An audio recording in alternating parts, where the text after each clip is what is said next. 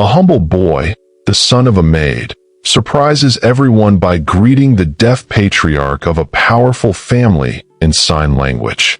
The innocent gesture sparks a battle for power, secrets, and redemption, forcing everyone to choose between protecting convenient lies or restoring a legacy of truth and inclusion. Before we continue, subscribe to the channel now to help us continue impacting lives. The maid's son greets the millionaire's deaf father, and what he said in sign language shocked everyone. New York's Empire Hall gleamed like a modern palace. Crystal chandeliers hung from the ceiling, reflecting golden light onto impeccably manicured tables, where businessmen, politicians, and artists toasted amid rehearsed laughter and calculated glances. At the back of the room, amid hurried waiters and discreet staff, walked Ethan Carter, a 13-year-old boy in a simple uniform, son of housekeeper Maria Carter, who worked for the powerful Harrington family. He was there only to help behind the scenes, invisible as always. But that night, Ethan's eyes couldn't stray from Charles Harrington, the 78-year-old deaf patriarch, seated in the center like a respected yet isolated statue. The elite spoke over him, ignoring the small gestures of his hands, as if he were merely a living memory of past glories. Ethan felt his chest tighten. He knew those gestures. He recognized every movement. They weren't just random signs. They were ASL words he'd seen on old videos forgotten in the Foundation's archives. Without a second thought, he dropped the tray he was carrying and crossed the room in silence. The clatter of silverware ceased, conversations faded, and all eyes followed the boy. Standing before Charles, Ethan raised his trembling hands and slowly signed, "Good evening, Mr. Harrington." The entire room froze. For a moment, it seemed as if even the air refused to circulate. Charles blinked in surprise, then gave a genuine smile, unlike any other he had displayed that night. With fingers weakened by time, he responded with signs, not just any greeting, but a secret gesture used only between him and his late wife. Ethan understood immediately. His eyes widened, and a shiver ran through every guest who watched the scene in confusion. In that instant, beneath the glow of the chandeliers and the hushed whispers of the elite, it became clear a simple gesture had unearthed secrets no one had imagined. How could the maid's son know the Harrington family's most intimate sign? Silence still hung over the room when Richard Harrington, Charles's son and heir to the empire, rose abruptly from the head table. Tall, imposing in his impeccable suit, he strode across the room with firm strides, radiating authority and discomfort. The guests instinctively parted, as if a general were reviewing. His gaze, hard and penetrating, fell squarely on the boy who had dared to stand out among the elite. For Richard, nothing was more dangerous than a public surprise. He tolerated nothing beyond his control, especially in front of influential people. Beside him, discreetly, walked Cole Jennings, the family lawyer, a soft-spoken man with a gaze that never missed a detail. Jennings had always been responsible for protecting the Harringtons' reputation, smothering scandals and eliminating risks before they became headlines. In the corner of the room, watching intently, stood Olivia Grant, the Foundation's director. Her presence was usually discreet, elegant in her posture, but with watchful eyes, as if she saw far beyond appearances. She knew the family routine, knew the tensions between father and son, and sensed that something unusual had just happened. Richard approached Ethan with a mixture of irritation and curiosity. The difference in their worlds was stark. On one side, the millionaire heir, a symbol of power and prestige. On the other, a boy in a simple uniform, his hands still trembling but his eyes steady. Richard leaned in slightly, his voice low but heavy with steel. Where do you know my father from?" The entire room didn't hear the words, but saw the confrontation. Ethan took a deep breath, swallowed his fear, and replied, still using signs, that he'd seen those gestures in old recordings from the Institute. Charles, seated, nodded, as if legitimizing the boy's answer. The patriarch's gesture only heightened the tension. Jennings narrowed his eyes, as if something didn't quite fit. And as the murmur once again spread through the room, the feeling grew that this encounter wasn't just a coincidence. There was something hidden between those hands that would change the course of the evening. Richard couldn't take his eyes off Ethan. The room had already begun to buzz again, but everyone was still watching the unusual scene from afar. With controlled steps, he led the boy to a dimly lit corner, near the immense velvet curtains that framed the Empire Hall windows. The sound of the orchestra drowned out their conversation, but the tension between them was almost palpable. Richard leaned in, his expression thick with suspicion, and spoke softly, as if issuing an order. "Where did you get that sign from?" His voice wasn't just a question, it was a warning. Ethan felt his palms sweat. For a moment, he considered making an excuse, but the stern gaze of the man before him brooked no lies. He swallowed hard and replied with restrained firmness, "From the old video, in the Foundation's archives."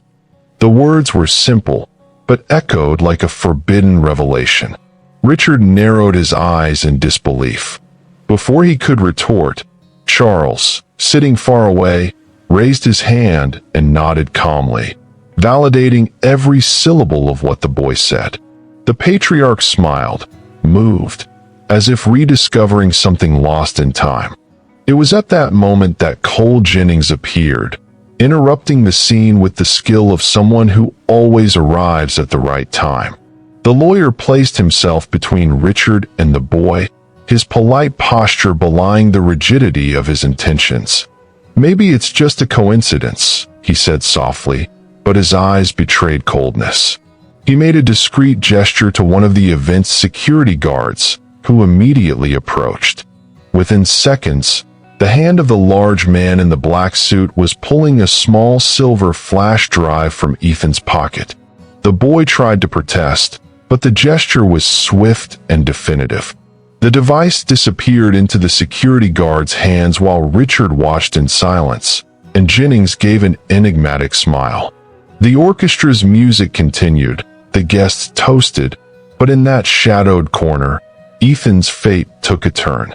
Something important had been ripped from his hands, and everyone knew, you don't take anything from someone without reason. What was stored on that flash drive could explain much more than a simple sign language greeting.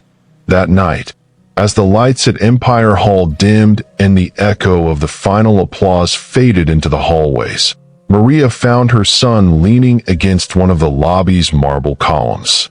Ethan's shoulders were tense, as if carrying the weight of something greater than should be expected for his age. When he saw his mother approaching, he looked away, but Maria knew every feature of that face. She knew he was hiding a secret. She gently touched the boy's shoulder and spoke softly. "You need to tell me the truth. How did you learn all that? How did you know how to communicate with Mr. Harrington like that?" Ethan took a deep breath before answering. His voice cracking, he confessed, "I learned ASL because of Grandma. Before she left, she lost her hearing, and I didn't want her to be alone in the silence. I spent months studying to be able to talk to her." Maria felt her eyes well up. The memory of her mother hit her like an unexpected wave. But Ethan didn't stop there. He hesitated for a few seconds, as if debating whether to share the rest, and finally said, "In the basement of the Harrington mansion, I found some old tapes. They were dusty, hidden behind boxes of documents. I thought no one cared about them anymore." Maria's eyes widened, surprised and frightened. Her son's hands trembled as he described the recordings. Old videotapes of Charles smiling beside his wife, exchanging signs not found in ASL textbooks, intimate, personal gestures, as if they were a couple's secret codes. Maria's heart raced. She understood, in that instant, that Ethan's gesture that night had not been just a greeting. It was the key to something that had remained hidden in the shadows for decades. In the cold silence of the empty hall, mother and son exchanged a look filled with fear and complicity. If those tapes held secrets that could expose the Harrington family, then what exactly was recorded on them? Part 5, First Turn, The Prohibited Sign. 2 days later, when the Harrington mansion was silent and only a light rain pattered against the high windows, Ethan slipped into the servants' quarters with a small visor borrowed from a neighbor. Maria closed the door behind him, anxious and fearful. The tapes were there, tied together by a worn cloth ribbon. As she inserted the first one, a shaky image from decades ago lit up the screen. It was a much younger Charles Harrington, standing next to his wife, Margaret, at a long-ago foundation event. The couple smiled, holding hands, surrounded by guests. But then, on camera, they exchanged a peculiar gesture in ASL. It wasn't a simple greeting, nor a common phrase. It was something intimate, built between them, the sign of a pact. Ethan translated for his mother with emotion in his voice. They're saying, transparency always. That sign was their code to seal the honesty of all contracts signed by the foundation. Maria brought her hand to her mouth, shocked. She now understood why Charles had smiled that way when Ethan repeated the gesture in the drawing room. It was no coincidence. The boy had unknowingly brought back the patriarch's most sacred memory, something he and Margaret had created as a symbol of the integrity that should guide the entire family empire. For a few minutes, mother and son stood transfixed before the screen, as if they'd opened a door that should have remained closed. The gesture seemed innocent, but it carried within it a power capable of transforming reputations and shaking the foundations of the Harringtons' power. Maria took a deep breath, feeling the weight of the revelation. It was then that the inevitable question settled between them, as heavy as the sound of the rain outside. If this sign was a pact of honesty, why would Richard, the heir, insist on hiding its existence? The morning after the salon incident, Maria was summoned to the elegant Darkwood office on the second floor of the Harrington mansion. The space, lined with leather-bound books and antique paintings from private collections, seemed overwhelming. In the center, seated with the calm of someone controlling destiny, was Cole Jennings, the family lawyer. Richard stood near the window, arms crossed, staring out at the Manhattan skyline, as if searching the glass for an excuse for his silence. Jennings, in contrast, wasted no time beating around the bush. His voice was low but sharp, like a sharp blade. "Mrs. Carter, I'll be blunt. If your son keeps talking, you lose everything. Job, housing, any opportunity connected to this house." The words hung heavy in the air, making Maria's legs tremble.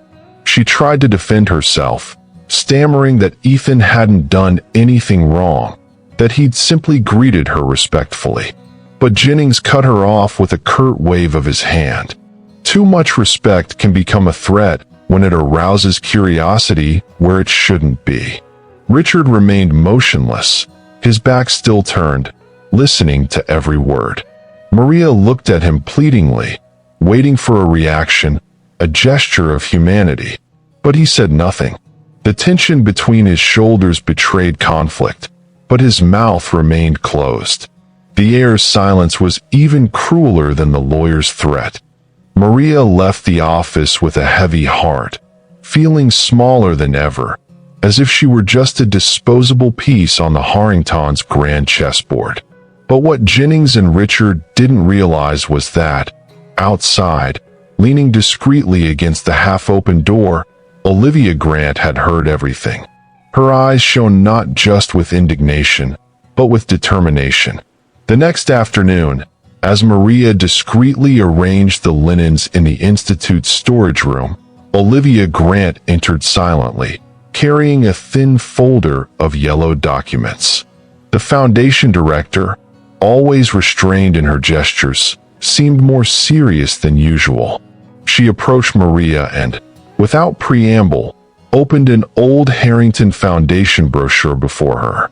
The photograph showed a much younger Charles, in a light-colored suit, standing next to Margaret. They were both smiling, but the detail was in her hands. The couple was making the exact same ASL sign that Ethan had repeated in the hall. Just below, in bold letters, the phrase, "Transparency above all." Maria brought her hand to her mouth in surprise, her eyes welling up.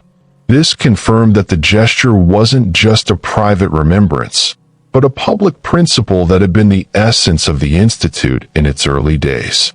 Olivia closed the folder firmly and said in a low but resolute tone, "This needs to come to light again. This sign isn't a threat. It's proof of what Mr. Harrington believed and wanted to leave as a legacy." Maria, still hesitant, replied that bringing this up could put her and her son in danger. Olivia held her hand firmly. "If we remain silent, silence will only continue to protect those who fear the truth." That night, however, when Olivia returned to the Central Archive to organize her documents, she was inescapably shocked. The shelf where she had stored the pamphlet was empty. The record had vanished without a trace, as if someone had anticipated her every move. The gala dinner was in full swing. The Empire Hall ballroom was lit by hundreds of candles and glittering chandeliers, while waiters circulated with champagne flutes and elaborate dishes. In the center, Charles Harrington remained seated, watched by all with a reverence that mixed respect and pity. Ethan remained nearby, discreetly helping his mother, when the raised voice of one of the donors shattered the atmosphere. A portly man, his face already red from too much alcohol, stumbled to his feet and pointed a finger at the boy. "That boy is manipulating the old man," he shouted contemptuously, bringing the entire hall to a sudden silence. All eyes turned to Ethan. The boy's heart raced, but he didn't back down. Charles raised his hands, trying to respond in ASL, but most of those present just stared at each other, unable to understand his movements.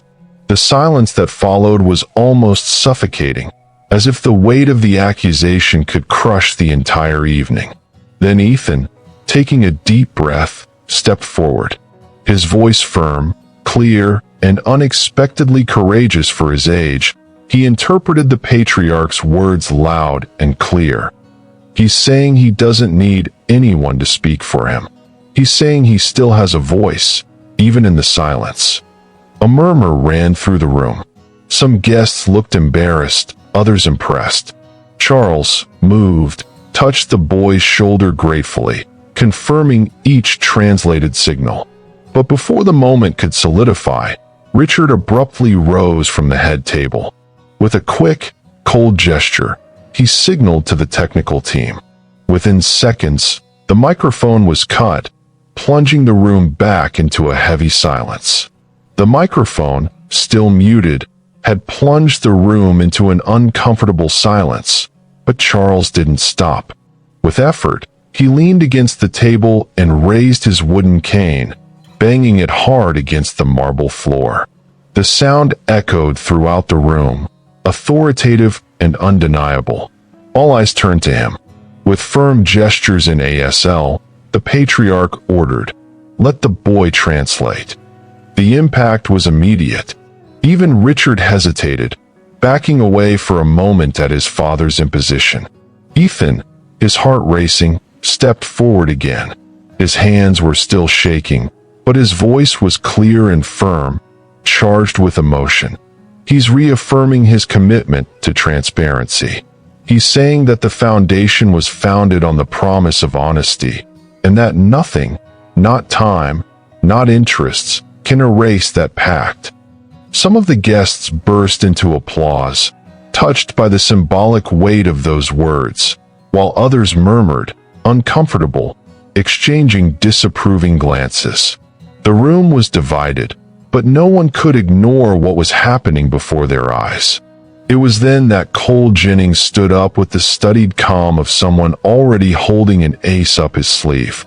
Slowly adjusting his glasses, he displayed a black folder he'd been holding since the beginning of the evening. With a cool smile, he announced loudly for all to hear. Interesting to hear about transparency, especially from someone who may not know it so well. I bring here documents that reveal the Carter family's true past. The murmurs grew louder, and the emotional atmosphere gave way to a suffocating tension. Cole Jennings opened the black folder slowly, as if preparing a calculated spectacle. Inside were copies of reports, signatures, and even old newspaper clippings. He lifted one of the sheets and, in a firm voice, laid out the accusation before everyone. Here are the records that Mrs. Maria Carter, this boy's mother, was suspected of involvement in a theft of property from an office building years ago. It's only fair that everyone knows who's trying to get close to the Harrington family. The room reacted immediately with murmurs, sidelong glances, and a mixture of shock and judgment. Maria felt her body freeze, unable to defend herself against this barrage of papers that, to most, seemed official and unquestionable. Olivia Grant, however, didn't hesitate. She stood up from the director's table and asked to speak, holding a tablet in her hands. "These documents are nothing but distortions," she said firmly, undeterred by Jennings' presence. With a few taps on the screen, she projected digital records onto the room's monitors, showing that, on the date in question, Maria was registered in another building, working full-time. The timesheets and clock-in records prove exactly the opposite of what's being said. Some guests looked at each other in confusion, torn between believing Jennings' printed file or Olivia's digital evidence. Jennings maintained his cool smile, his composure unwavering. With the calm of someone already anticipating the reaction, he raised his voice again. "Digital evidence is fragile, ladies and gentlemen." Curiously, the security cameras from that day disappeared from the system. Files vanished without explanation. Silence fell over the room like a heavy curtain. What had seemed like a solid defense now turned into more doubts, and the shadow of suspicion once again loomed over Maria. That same night, when the hall had emptied and the mansion lay in the early morning silence, Olivia led Maria and Ethan down a narrow hallway away from the common areas. Carrying a set of antique keys she'd kept since her early years at the foundation, she stopped before an imposing oak door. "This is Mr. Harrington's private office.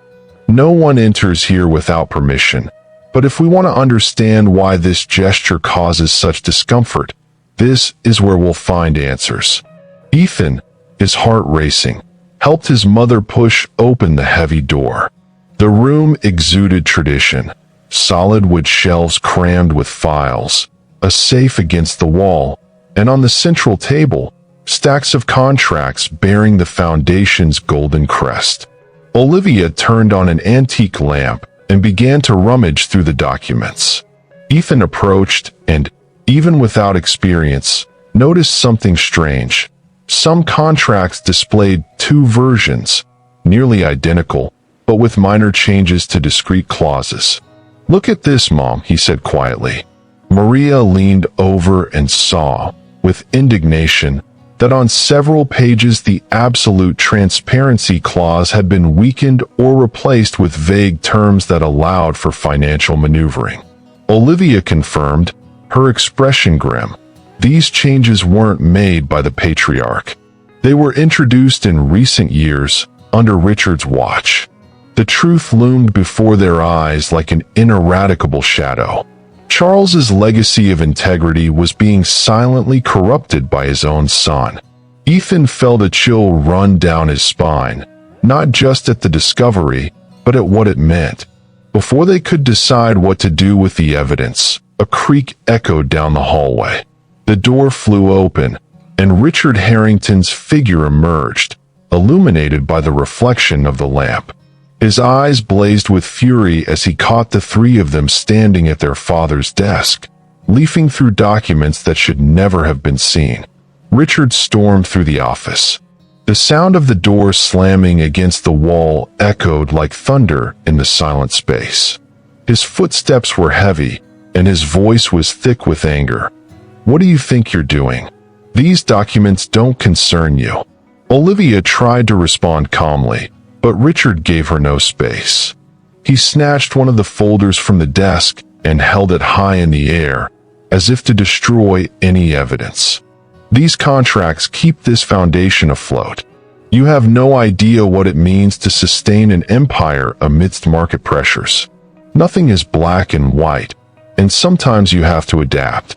Ethan, panting, took a step back, but Charles, who had remained silent until then, entered the room, pushing his cane firmly. The patriarch's eyes shone with an ancient fire, and even without a voice, he asserted himself before his son, his hands raised with vigorous gestures in ASL, betraying his indignation. "Without integrity, there is no legacy."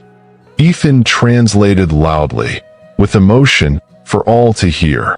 The phrase reverberated in the office like an indisputable sentence, making the silence that followed even heavier. Richard glared at his father, his eyes blazing, but the public accusation left him exposed. Unable to bear the weight of the words, he turned on the weakest. "If that's how you want to play it, fine. This woman," he pointed at Maria, "is fired. And you, Olivia, will never set foot in this foundation again. I will destroy your reputations until there's nothing left. I want to see who will believe you after this." The entire office seemed to shudder at the threat, and everyone knew that this battle was just beginning. Night was falling over New York, and the terrace of the Harrington mansion was silent, lit only by the distant city lights and the muffled sound of traffic. Maria leaned against the railing, the cold wind lashing her face as she pondered Richard's threat. Her teary eyes revealed the dilemma she found herself in. "Maybe we should stop here, Ethan. I don't want you to suffer because of all this. If we leave now, no one will come after us anymore." Her voice was thick with weariness and fear, like someone who has fought too many battles. Ethan, however, didn't hesitate. He approached his mother and replied firmly, "Mom, if Mr. Harrington trusts me, I can't keep quiet. This sign, this truth, isn't just about us. It's about what he built and what can still be saved." The boy held her hand, conveying a courage that seemed beyond his years. Maria felt her heart tighten, torn between protective instinct and pride at seeing her son's determination. At that moment, Olivia joined them, laptop in hand. "I knew Jennings wouldn't leave easy trails, but I also didn't underestimate his arrogance." With a few clicks, she opened a cloud folder. There were digital copies of the missing brochure, proof that the Foundation's motto had always been transparency above all. Beside it, digital access receipts revealed a crucial detail. Someone had accessed the files on the same day they disappeared. Maria and Ethan leaned in to look at the screen in disbelief. Olivia looked at them both and said, with a calmness that hid indignation, "The login used was for Jennings's own office." A few weeks later, the Harrington Foundation's main auditorium was packed. The date couldn't have been more symbolic: National American Sign Language Day. Olivia had mobilized journalists, staff, students, and representatives of social organizations. The stage was decorated with banners highlighting the Foundation's commitment to inclusion and diversity, but everyone knew there was something bigger in the air. The anticipation was almost palpable. As the lights returned to center stage, silence fell. Charles Harrington, frail but proud, walked slowly, leaning on his cane. Beside him, Firm and determined, stood Ethan, the boy no one dared treat as invisible anymore. The boy assumed the role of interpreter, and the entire hall waited, holding its breath. With clear, confident movements, Charles made the gesture that had marked his life, the sign of transparency. Ethan translated aloud, "Integrity is the only legacy worth leaving. Today we officially restore the original clause in the Foundation's contracts." The audience erupted in applause as Olivia, overcome with emotion, announced, "And from this moment forward, the Harrington Foundation will be subject to an independent external audit. The transparency that was promised in the past will now be fulfilled in full view of everyone." Cameras flashed, journalists frantically took notes, and within minutes, videos of the gesture began to spread across social media. The sign, once hidden, now went viral as a symbol of resistance and truth. The mood was celebratory, but tension soon returned. At the back of the auditorium, the doors burst open. Richard Harrington appeared before everyone, his gaze filled with fury and calculation. The audience turned, surprised, expectant. The heir had been exposed before everyone, but no one knew if he had come to support his father's gesture, or to sabotage everything at the last minute. The silence that filled the auditorium was almost suffocating. Richard walked slowly down the center aisle, each step echoing as if carrying the weight of every choice he had made up to that moment. Camera flashes followed him, capturing his tense face, torn between pride and shame. Before the stage, he stopped, staring at his father who, even without a voice, now stood with more authority than he had ever possessed. Ethan stood beside him, interpreting every signal, restoring Charles's strength to communicate with everyone. Richard took a deep breath, and for the first time his voice sounded not arrogant, but weary. "I was wrong. I was wrong to allow the Foundation to be used as a power play. I was wrong to silence those who brought the truth to light. Today, I choose to change." Then he turned to Jennings, who was watching the scene with his usual coolness. "You are fired. From now on, you will no longer represent the Harrington name." The audience's murmur turned to applause, growing in intensity as Richard announced, "We will accept the external audit. Let the truth be exposed, no matter who it hurts." Maria, overcome with emotion, was called to the stage. Richard, in an unexpected gesture, publicly apologized and declared that she would take on a new role at the Foundation, Director of Accessibility and Inclusion. The weight that had suffocated her for so long seemed to dissolve there, in front of everyone, washing her honor with dignity. Olivia, nearby, couldn't hold back tears of relief. Charles raised his hands again, repeating in ASL, "The truth sets you free." Ethan translated with a firm voice, and the applause echoed like a hymn. But as the room vibrated in celebration, a question lingered in the air, unspoken but present in everyone's hearts. What about Ethan? What would be the fate of the boy who, with a simple gesture, had defied an entire empire? The auditorium was still vibrating with applause when Charles Harrington raised his hands again. His gaze was fixed on Ethan, steady and serene. The patriarch gently signaled silence, and the entire room complied. Then, slowly, he signed an ASL, asking the boy to come to the center of the stage. Ethan, surprised, approached, his heart racing. Charles made a special gesture, a new sign created there, in front of everyone, and Ethan understood. The patriarch wanted him to be the first to sign, in sign language, the Harrington Pledge of Ethics and Access, a symbolic document that restored the Transparency Pact and expanded the legacy to include accessibility as a non-negotiable value. With steady hands, Ethan repeated the gesture before the audience. A reverent silence fell over the room. It was as if everyone was witnessing the birth of a new era. Charles smiled, moved, discreet tears shining in his eyes.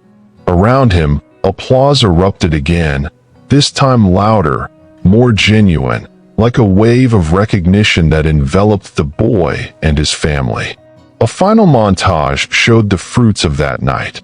Foundation rooms transformed into ASL classrooms, with Maria leading inclusion programs, Olivia at the helm, guiding the institute with transparency, Richard, more human, actively participating in initiatives, and Charles, serene, proudly observing the rebirth of his legacy. In the final scene, Ethan looks at the camera and repeats the sign that changed everything. The caption appears silently. What he said in sign language changed everything. If this story touched your heart, subscribe to the channel now, activate the bell, and share. This way, you'll help us bring you more moving stories that impact and transform lives. Thank you so much for your support.